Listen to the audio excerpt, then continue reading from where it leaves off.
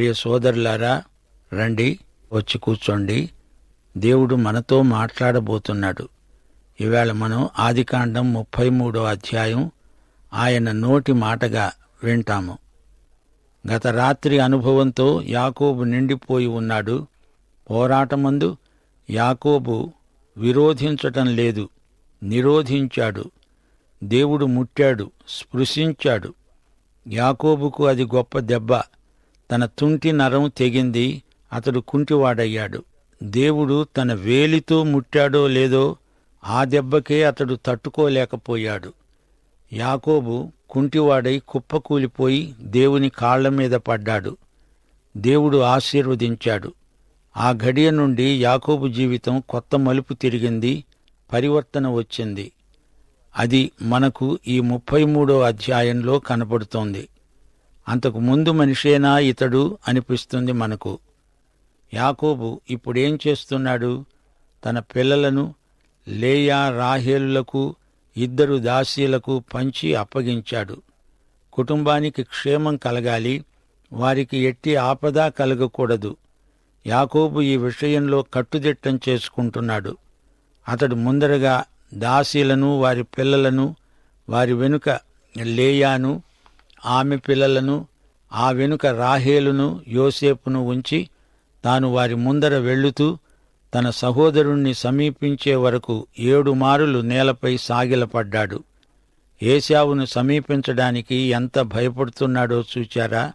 దూరం నుంచే వంగి వంగి దండం పెడుతున్నాడు. ఏశావుతో 400 మంది ఉన్నారు. ఇంతకు ఏశావు మనసు ఎలా ఉందో? ఏశావు తనకు స్నేహితుడా, శత్రువా అర్థమవటం లేదు. ఏశావే పరిగెత్తుకుంటూ యాకోబుకు ఎదురు వచ్చాడు. అతణ్ణి కావిలించుకొని ముద్దు పెట్టుకున్నాడు. వారిద్దరూ కన్నీరు విడిచారు, ఏడ్చారు. అన్నదమ్ములు, కవల పిల్లలు ఎంతో కాలానికి కలుసుకుంటున్నారు. గతించినదంతా మరిచిపోయి ఆప్యాయంగా ఒకరినొకరు కావిలించుకున్నారు. దేవుడు ఏశావు హృదయాన్ని మార్చివేశాడు. నేను యాకోబును చంపుతా అని ప్రతిజ్ఞ చేసిన ఏశావు ఇప్పుడు తన సోదరుణ్ణి గాఢంగా కావిలించుకున్నాడు. ఏశావు కన్నులెత్తి ఆ స్త్రీలను, పిల్లలను చూచి అన్నాడు, వీరు నీకేం కావాలి? అతడన్నాడు, వీరు నీ సేవకునికి దేవుడు దయచేసిన పిల్లలే. అప్పుడు ఆ దాసీలు, వారి పిల్లలు దగ్గరగా వచ్చి సాగిలపడ్డారు. అలాగే లేయా, ఆమె పిల్లలు వచ్చి సాగిలపడ్డారు. ఆ తరువాత యోసేపు, రాహేలు వచ్చి సాగిలపడ్డారు. యాకోబు అనవసరంగా ఆందోళన చెందాడు గాని దేవుడే ఏశావు మనసు మార్చాడు. ఇక్కడ యాకోబు తెలివితేటలు కాదు, దేవుని కృప అని గుర్తించాడు. ఏశావు ప్రశ్న అడుగుతున్నాడు, నాకు ఎదురుగా వచ్చిన ఆ గుంపంతా ఎందుకు?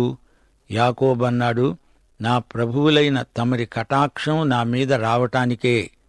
కాని ఏశావు ఏమన్నాడు? సహోదరుడా, నాకు కావలసినంత ఉన్నది, నీది నీవే ఉంచుకో, ఇదంతా నాకెందుకు? ఎందుకిదంతా తెచ్చావు? యాకోబు అంటున్నాడు, అలా కాదు, నీ కటాక్షము నా మీద ఉంటే చిత్తగించి నేను ఇచ్చే ఈ కానుక పుచ్చుకో. దేవుని ముఖం చూచినట్లు నీ ముఖం చూచాను. నీ కటాక్షము నా మీదికి వచ్చింది గదా, నేను నీకిస్తున్న కానుకను చిత్తగించి పుచ్చుకో. దేవుడు నన్ను కనికరించాడు, నాకు కావలసినంత ఉన్నది. ఈ విధంగా అతణ్ణి బలవంతం చేశాడు. గనుక అతడు అది పుచ్చుకొని అన్నాడు, మనము వెళ్ళుదాం పదా, నేను నీకు ముందుగా సాగిపోతాను. చూడండి, అన్నదమ్ముల మధ్య అంతకు ముందు పచ్చిగడ్డి వేస్తే భగ్గున మండేది. ఒకరి నుంచి ఒకరు ఏదో కొంత లాక్కోవాలనే చూచారు. యాకోబు మనసు పూర్తిగా మారిపోయింది. నేనిచ్చే కానుకను తీసుకో అంటూ సోదరుణ్ణి బలవంతం చేస్తున్నాడు. నాకు వద్దు, నాకే బోలెడంత ఉంది అంటే కాదు, కూడదు, తీసుకోవాల్సిందే అంటూ బలవంతం చేస్తున్నాడు. యాకోబు మాటలు వింటుంటే యెరికోలో జక్కయ్య జ్ఞాపకమొస్తాడు. యేసు ప్రభువు తన ఇంటికి వచ్చినప్పుడు జక్కయ్య మనసు మారి కొత్త మనిషి అయ్యాడు. మేడి చెట్టెక్కిన జక్కయ్యేనా ఇతడు అనిపించేటట్లు మాట్లాడుతున్నాడు. అంతకుముందు ప్రజలను మోసం చేసి అన్యాయంగా ఎంతో డబ్బు దండుకున్నాడు. ఎవరికి నేను అన్యాయం చేశానో వారికి 4 అంతలు ఇచ్చేస్తాను అంటున్నాడు. నష్టపరిహారం చెల్లించడానికి అతడు సిద్ధం. అలాగే ఈ యాకోబులో కూడా అలాంటి మార్పే వచ్చింది. ఒక పూట తిండి పెట్టి ఏశావు జ్యేష్ఠత్వాన్ని తీసుకున్నాడే, మరి ఇప్పుడు ఎన్నెన్నో కానుకలు బలవంతాన ఊరికే ఇచ్చేస్తున్నాడు. ఆ యాకోబేనా ఇతడు? ఎంత మార్పు! వారి సభ్యత ఎలాంటిదంటే, ఎవరైనా కానుక ఇస్తే దాన్ని నిరాకరిస్తే అవమానపరిచినట్లు. అందుకే ఏశావు తనకు యాకోబు ఇచ్చింది తీసుకున్నాడు. పైగా అంటున్నాడు, తమ్ముడు, నేను నీకు తోడు వస్తాను, దారి చూపుతాను. అందుకు యాకోబన్నాడు, నా వద్ద ఉన్న పిల్లలు పసిపిల్లలు, గొర్రెలు, మేకలు, పశువులు, పాలిచ్చేవి చూస్తున్నావు గదా. ఒక్కరోజే వాటిని వడిగా తోలితే అవి చస్తాయి. ఇది ప్రభువుల వారు గ్రహించండి, అన్యథా తలంచకండి. తమరు దయచేసి ముందుగా వెళ్ళండి. తమ దాసుడనైన నేను నా ప్రభువుల వారి వద్దకు శేయూరుకు వస్తాను. నా ముందర ఉన్న మందలు నడువగలిగిన కొలది వాటిని మెల్లగా నడిపించుకుని వస్తాను. నీవు త్వరగా వెళ్ళిపో, మేము మెల్లిగా ప్రయాణం చేసి వస్తాము. ఏశావన్నాడు, నీకిష్టమైతే నా వద్ద ఉన్న ఈ జనుల్లో కొందరిని నీ వద్ద విడిచిపెడతాను. యాకోబన్నాడు, అదంతా ఎందుకు? నా ప్రభువుల వారికి నాపై కటాక్షం ఉంది, అది చాలు. యాకోబు అతి వినయం ఎంతవరకు వెళ్ళింది అంటే, ప్రతి మాట ఆచి తూచి మాట్లాడుతున్నాడు. మాటమాటకు నా ప్రభువులైన తమరు అంటున్నాడు. ఎంత తగ్గింపు, ఎంత విధేయత! అదే రోజున ఏశావు తన త్రోవన శేయీరుకు వెళ్ళిపోయాడు. శేయీరు ఎక్కడ ఉంది? అది దక్షిణ కనానులో ఉంది. అది ఎదోము ప్రాంతం. తన తండ్రి తదనంతరం ఏశావు శేయీరు కొండకు తరలి వెళ్ళిపోయాడు. ద్వితీయోపదేశకాండం 2వ అధ్యాయం 5వ వచనం ప్రకారం ఈ ప్రాంతం ఏశావుకు ఇయ్యబడింది. ఏశావుకు స్వాస్థ్యముగా శేయీరు మన్య ప్రాంతమును ఇచ్చాను అన్నాడు దేవుడు. సరే, ఇప్పుడు యాకోబు పయనమై వెళుతున్నాడు. సుక్కోతు అనే చోటికి వెళ్ళి తనకు ఒక ఇల్లు కట్టించుకొని తన పశువులకు పాకలు వేయించాడు. సుక్కోతు అంటే పాకలు, పశుల పాక సుక్కోతు. యేసు ప్రభువు బెత్లెహేములో పశుల పాకలో పుట్టాడు. అది మనకు సుక్కోతు, అందరికీ అందుబాటులో ఉన్న పాక. యాకోబు మానసికంగా ఆధ్యాత్మికంగా ఎంతో మార్పు చెందాడు. ఏశావుకు ఏదో లంచమిచ్చి మనసు మారుద్దామనుకున్నాడు. అలా కాదు, దేవుడే ఏశావు మనసు మార్చాడు. లాబాను నుండి తెలివిగా తప్పించుకుందామనుకున్నాడు. కాదు, దేవుడే లాబానును అదుపులో ఉంచాడు. యాకోబు స్వప్రయత్నాలన్నీ విఫలమైపోయాయి. ఇప్పుడతడు దేవుని మీద పూర్తిగా ఆధారపడుతున్నాడు. లాబాను తనకు కీడు చేయలేదంటే అది దేవుని కృప. ఏశావు తనను ప్రేమతో అంగీకరించి చేర్చుకున్నాడంటే అది దేవుని కృపే. యాకోబుకు అతిశయించడానికి ఆస్కారమే లేదు. ఇప్పుడు అటూ ఇటూ యాకోబుకు ఎంతో శాంతి, సమాధానం. ఏశావుకు ఎంతో సమృద్ధి. అతడు యాకోబు నుండి ఏమీ ఆశించలేదు. అతి బలవంతం మీద సభ్యత కోసం, మర్యాద కోసం తీసుకున్నాడు, అంతే. వీరిద్దరి మధ్య సమాధానంలో ఎంత ఔదార్యం, ఎంత అవగాహన, సహోదర ప్రేమ ఇక్కడ కనిపిస్తున్నది. ఎంతో ఆకర్షణీయమైన వైఖరి. యాకోబు జీవితంలో చీకటి ఘడియలు గతించాయి. సూర్యరశ్మి ప్రసరిస్తోంది. లాబానుతో, ఏశావుతో సమాధానం. తన గత జీవితమంతా దేవుని హస్తం అతనికి తోడై ఉంది. యాకోబు ఇప్పుడు దేవుణ్ణి ఎంతో మహిమపరుస్తున్నాడు. అయినా అంతకుముందు తాను వేసిన విత్తనం అదే రకపు పంటను ఇయ్యబోతోంది. దేవుడు వెక్కిరించబడడు. ఎవడు ఏది విత్తితే అదే పంట కోస్తాడు. ఈ సమయమందు యాకోబు శేయీరుకు చేరుకున్నాడు. తండ్రి చనిపోయినప్పుడు, తండ్రి అంత్యక్రియలకు వచ్చినప్పుడు మళ్లీ కనపడతాడు. అంతవరకు యాకోబు సంగతి మనకు వినబడదు. 35వ అధ్యాయం వరకు యాకోబును మళ్లీ చూడము. యాకోబు, భలే వాడివయ్యా బాబు, మా జీవితాలకు ఎంత సన్నిహితంగా ఉన్నావో అనిపిస్తోంది మనకు. యాకోబు పద్దనరాములో నుండి వచ్చిన తరువాత కనాను దేశంలో ఉన్న షెకెము అనే ఊరికి సురక్షితంగా వచ్చి ఆ ఊరి ముందరే తన గుడారం వేసుకున్నాడు.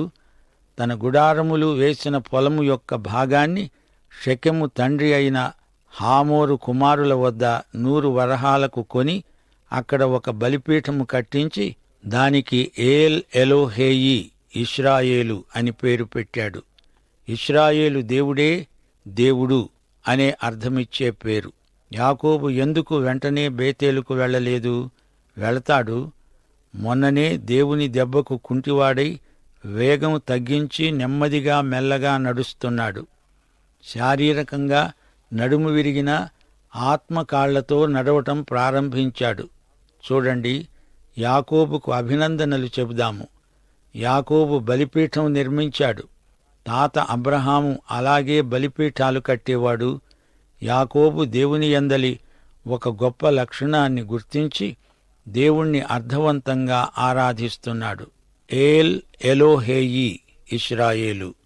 ఇశ్రాయేలు దేవుడు అసలైన దేవుడు, వేరే దేవుడు లేనే లేడు.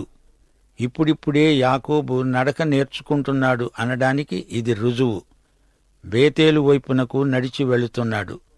ఇక 34వ అధ్యాయంలో దీనా యొక్క దీనగాథను మనం వినబోతున్నాము. యాకోబు చేసిన గొప్ప తప్పు ఇదే. అతడు షెకెములో ఉండకూడదు. అక్కడ నివాసం ఏర్పరచుకొని యాకోబు గొప్ప తప్పు చేశాడు. యాకోబుకు లేయాకు పుట్టిన కూతురు దీనా. ఈ అమ్మాయిని షెకెము చెరిచాడు. ఈ షెకెము హివ్వీయుడైన హామోరు కుమారుడు. ఈమె సోదరులు షిమ్యోను, లేవి కక్ష సాధింపు చర్యకు ఉపక్రమించారు. హామోరు పట్టణమందలి పౌరులందరినీ హతం చేశాడు. యాకోబు కుటుంబ చరిత్రలో ఇది ఒక చీకటి పుట. ఈరోజు పాఠాన్ని మరి ఒకసారి పునర్విమర్శ చేసుకుందాము. 1. మానవునిలో పరివర్తన తేగలవాడు దేవుడు మాత్రమే. మనము మనిషి అలవాట్లనే మార్చలేము, కాని దేవుడు మనిషి అంతరంగాన్ని మార్చగలడు. ఏశావు యాకోబుల మధ్య ప్రేమ సంబంధాలను దేవుడే పటిష్టం చేశాడు. వారిద్దరి మధ్య సమాధానం కలిగిందంటే అది దేవుడు చేసిన కార్యమే. యాకోబు ఏవేవో ఉపాయాలు పన్ని సోదరుడి మనస్సు మెత్తపడేటట్టు చేద్దామనుకున్నాడు. కాని అది అతడు చెయ్యలేదు. దేవుడే ఆ పని చేశాడు. 3. ఆత్మల రక్షణకు మన ఉపాయాలు పనికిరావు. ఒక వ్యక్తి యొక్క అంతరంగం మారాలంటే అది పరిశుద్ధాత్మ మాత్రమే చేయగలడు. ఒక వ్యక్తిని ప్రభువు దగ్గరికి తేవాలంటే దేవుని ఆత్మ చేయగల కార్యమది. 4. దేవుణ్ణి మాత్రమే ప్రభువు అనాలిగాని యాకోబు ఏశావును చూచి నా ప్రభువా అంటున్నాడు. ఏశావు ముఖస్తుతి చేస్తున్నాడు. 5. నీ ముఖం దేవుని ముఖమే అంటున్నాడు. ఇలాంటి పొగడ్తల ద్వారా సమాధానం ఎన్నటికీ కలగదు. సమాధానకర్త అయిన దేవుడే వ్యక్తుల మధ్య సమాధానం కలిగించగలడు. ప్రార్థన చేసుకుందాం. దేవా, ఉన్నవాడవు అనేవాడవు, నీ పవిత్ర నామము పరిశుద్ధపరచబడునుగాక. ఈ రోజున మీరు మాకు నేర్పిన పాఠం ఎంతో అమూల్యమైనది.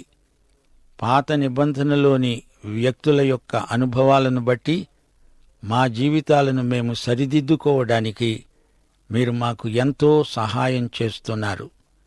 పరిశుద్ధాత్మ పాపమును గురించి, నీతిని గురించి, తీర్పును గురించి ఒప్పుదల కలిగిస్తున్నాడు. ఇహలోక జ్ఞానము, కీర్తి, శక్తి అంతా నీ పాదాల క్రింద ధూళితో సమానం. మా శ్రోతలను, వారి కుటుంబాలను, పిల్లలను ఆశీర్వదించండి. నేటి పాఠము ద్వారా కుటుంబాలలో శాంతి, సమాధానము కలిగించండి. తల్లిదండ్రులు పిల్లలను నిష్పాక్షికంగా చూడాలని, పిల్లలందరినీ సమానముగా ప్రేమించాలని మీరు మాకు నేర్పుతున్నారు. పిల్లలు కూడా తల్లిదండ్రులకు విధేయులై నీతి మార్గములో పెంచబడాలని నేటి పాఠం మాకు బోధిస్తున్నది. మీరు మాకు నేర్పిన ప్రతి సత్యము కొరకు మీకు మా హృదయపూర్వకమైన కృతజ్ఞతలు. పరిశుద్ధాత్మదేవా, నీవు మమ్మలను సర్వసత్యములోకి నడిపిస్తున్నావు. నీకే మా హృదయపూర్వకమైన కృతజ్ఞతలు. నేటి పాఠము కొరకై మరొకసారి మీకు కృతజ్ఞతాస్తుతులు సమర్పిస్తూ మా ప్రభువు రక్షకుడైన యేసుక్రీస్తు వారి దివ్యనామమున ప్రార్థన చేస్తున్నాము తండ్రి. ఆమేన్.